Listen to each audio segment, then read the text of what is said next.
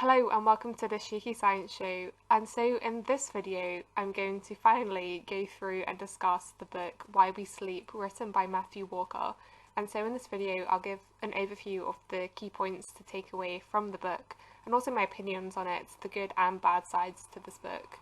Because although overall I found the book very captivating and engaging to read, with possibly one of the best intros to a non-fiction book I've ever read, there's a couple of articles that state that the book's actually filled with errors, and so we'll come on to that a little bit later. But firstly, let's just talk a bit about Matt Walker. Who is he? Well, he's a British scientist who was born in Liverpool and then studied at Nottingham before going across to the States, where he's currently Professor of Neuroscience and Psychology and Director of the Sleep and Neuroimaging Laboratory at the University of California, Berkeley. Not Harvard, as I've written. And so he's been researching sleep for 20 years now, and this is his first book. And the book is structured into 4 different parts. The first one is talking generically about what it is sleep. Then he talks about sleep deprivation and the consequences of having a poor night's sleep. Part 3 talks about dreams, and then the last part of the book talks about sleep disorders, non-drug therapies and how to improve sleep, and also the future of sleep. So I have already published a video talking about the future of sleep, so I will highlight the other key areas of the book in this video and go through what I think are the key take-home messages in each chapter.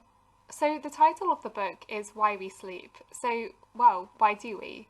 So this question has been puzzled by many and can be summarised very well in this quote. If sleep does not serve an absolutely vital function, then it is the biggest mistake the evolutionary process has ever made.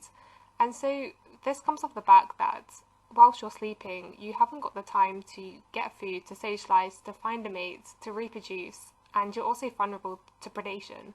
And so different theories as to why we sleep have arisen over time, from logical ones such as have time to conserve energy, to interesting ones about opportunity for eyeball oxygenation, I don't really know what that's about, to psychoanalytic ideas that it's a non-conscious state in which we fulfill repressed wishes. So now that I've read this book, can I answer this question? Well, if I have to give a 4-word summary to why we sleep, I would have to say it keeps us alive. So what actually is sleep then? Well, the key thing to know is that sleep isn't just the absence of being awake, it's actually a very active state. So what causes us to enter this sleep state? Well, there are 2 key factors involved in making us sleep, and that is a sleep drive and its alignment with your circadian rhythm. So throughout the 24-hour day, when you're awake, your sleep drive will increase, and when you go to sleep, that drive will decline because you're sleeping. And that is in alignment with the circadian rhythm, that is your 24-hour fluctuations in metabolic and cellular patterns of activity. So sleep drive sounds a little bit abstract, so what actually underpins this drive to sleep? So it is often thought that this component is melatonin and that melatonin generates sleep, but actually melatonin is better thought of as regulating the onset of sleep. So to give an analogy, it's like a race where sleep is the race itself and melatonin would be the timing official which sounds the gun saying it's sleep time, but doesn't actually take part in the race itself. Instead, the molecule behind the sleep drive is adenosine. So adenosine is a chemical, and the levels of adenosine rise during the daytime when you're awake, and they decline when you sleep. And so the interesting thing about adenosine is that its structure is very similar to caffeine, which we all know is in our beloved coffee. And so the reason that having a glass of coffee really helps to keep you awake is that caffeine competes with a receptor that adenosine would bind to. And so when it competes for binding to this receptor, it prevents the action of adenosine. The problem though is that caffeine has a half-life of 5 to 7 hours, so depending on when you last had a cup of coffee, it can prevent you from initiating and generating sleep. And in case you didn't know, caffeine's also found in decaf coffee, just obviously at much lower levels. And now on to one of my all-time favourite studies, where they gave caffeine to a spider, and then they looked at the impact on the spider's web. And so obviously, as you can see, caffeine has quite a dramatic impact on that web. But anyway, what I love about the study is just how short and sweet it is. I think more studies should be like this. However, this is one of the few studies that Matthew actually cites in this book, which is one of my problems that I do have with this book, is the general lack of citations, which is links to the research papers where the facts are. And so also we'll come back to this again a little bit later. But continuing with what is sleep, sleep has different stages, and these can be broken down, well, into multiple stages, into REM sleep, which is rapid eye movement sleep, and non-REM sleep, which can be further split to light, intermediate, and deep sleep. So why are there different states? What's actually going on? Well, you can record the brainwaves during these different stages, and if you compare the brainwaves, you can see that when you're awake, it's very different to when you're undergoing deep NREM sleep.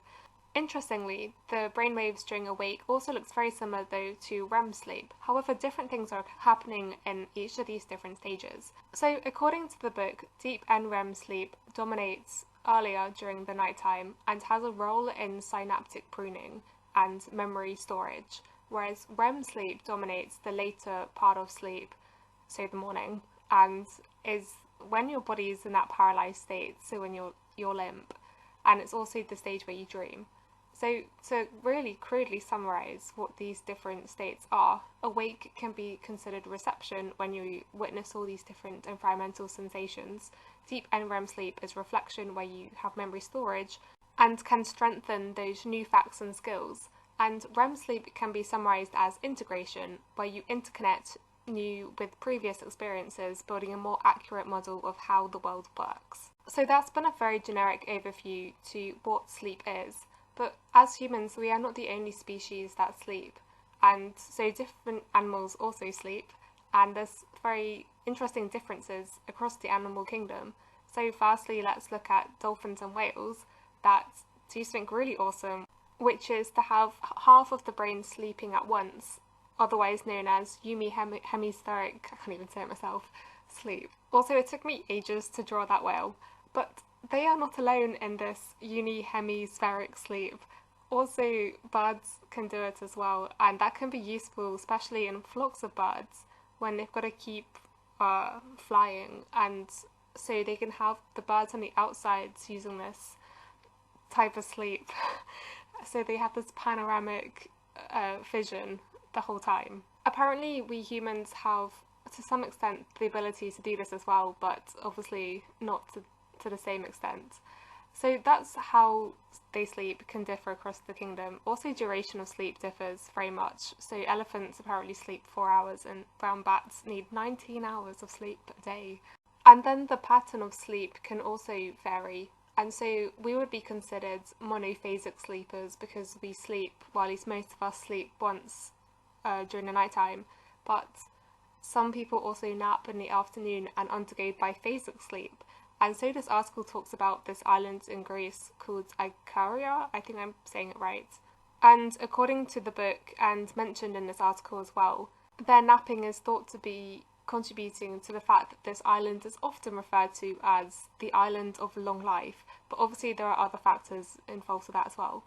So moving on to the next chapter of the book is looking at sleep deprivation. So an opposite way of thinking about this is to look at the benefits of having a full night's sleep. So as Walker mentions a lot in this book, sleeping is very important for memory formation, and that is both before and also after the learning process. Because what happens when you sleep is these memories get transferred from the short-term location, which is the hippocampus region of the brain, to the long-term storage in the cortex. Ironically, sleeping is also thought to be good for forgetting. And so Walker describes an experiment in the book that they had some participants memorize words, and to each word they told them whether or not they should remember that word or to forget it. The following time, when they test the participants, they, instead of getting them to only remember the ones they were told to remember, they were told to remember all of the words. And what they found was the words that they were told to remember, they remembered better than the ones that they were told to forget. I hope that made some sense. And then lastly, sleep is also thought to be good for skill. So Walker jokes on the phrase that we often say, practice makes perfect, but instead maybe we should be saying practice with sleep makes perfect. And this time, instead of a study, we get a story, and he describes how he once met a distinguished looking gentleman who was practicing a piece until late in the evening, so I think this is a piano piece, and he just couldn't seem to master it. But then the next morning he said, "I can just play." Anyway, besides perfecting a skill, also performing that skill is also thought to benefit from a good night's sleep. And so another example given is Usain Bolt, who is known to take naps before breaking the world record. And so this makes you rethink the phrase, snooze you lose. Maybe instead we should be saying, if you don't snooze, you lose. Well, if I was against Usain Bolt, I probably would lose, even if I did sleep. Anyway, what happens then if you are sleep deprived? What are the possible consequences? So first I'm just going to highlight that these are correlations, and as I said, a lot of this work is uncited, and so I haven't properly looked into it myself, and so I'm literally just describing what has been recorded in the book, and so take this with a pinch of salt. Anyway, the first correlation that Walker talks about is neurodegeneration, and he describes wakefulness as being low-level brain damage. And I actually have a previous video where I talk more about Alzheimer's disease and the glymphatic system that I'll link for you here because this video is getting so long. Secondly, he talks about the correlation with a poor cardiovascular system and an increased risk of heart attacks and strokes due to an increase in blood pressure by having a lack of sleep. Then he talks about metabolism, diabetes and weight gain. Again, I also did a video like a couple of weeks ago, which I'll refer you to because, yeah, it's getting quite long, this video. Then there is the reproductive system, where correlations have been shown between men who sleep less and have lower testosterone levels. And if it couldn't get worse, having less sleep also makes you more vulnerable to catching colds. So all in all, you could say that short sleep predicts all-cause mortality. So now let's talk about something a bit more uplifting and move on to part 3 of the book, which is dreams. So as I said earlier in this video, dream sleep occurs during the REM phase of sleep.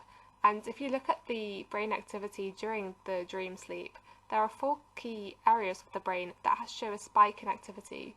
The first one of these is the emotional centers of the brain.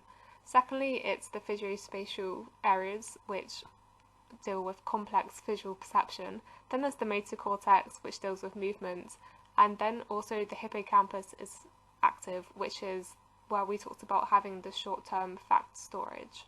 But what I think is a much more interesting question is there actually a function of dreaming? Well, Walker suggests that there are actually 2 functions of dreaming.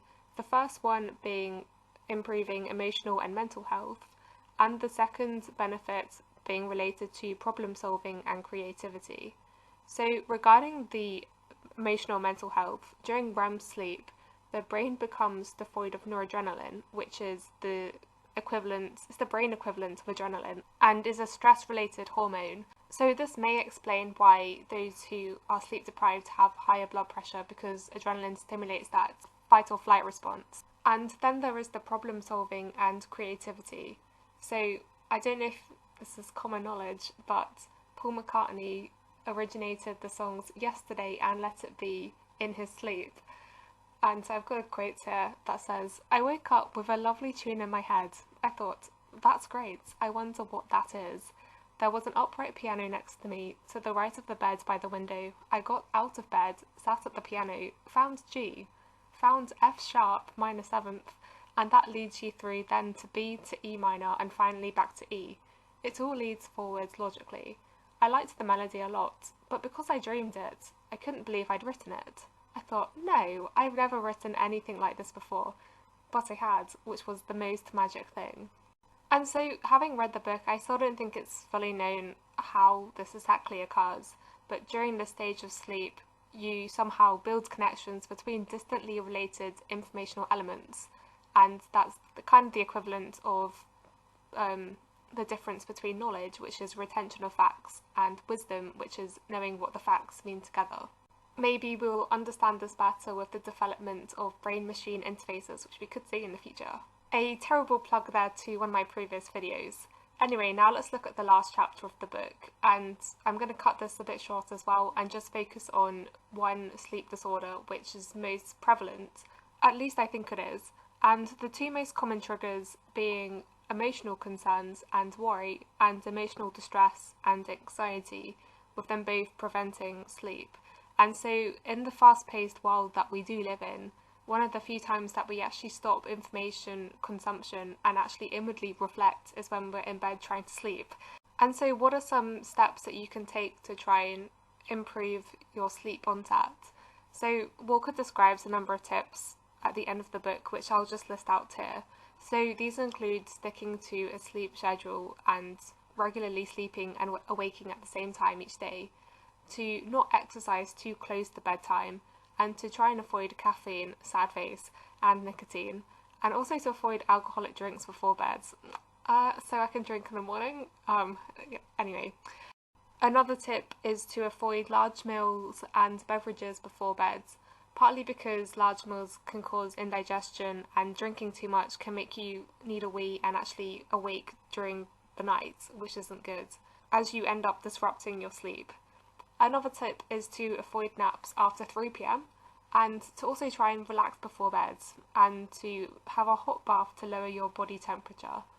And another really important thing, especially with our phones and laptops these days, is to try and keep your bedroom dark and to avoid looking at your phones within the 30 minutes before bed.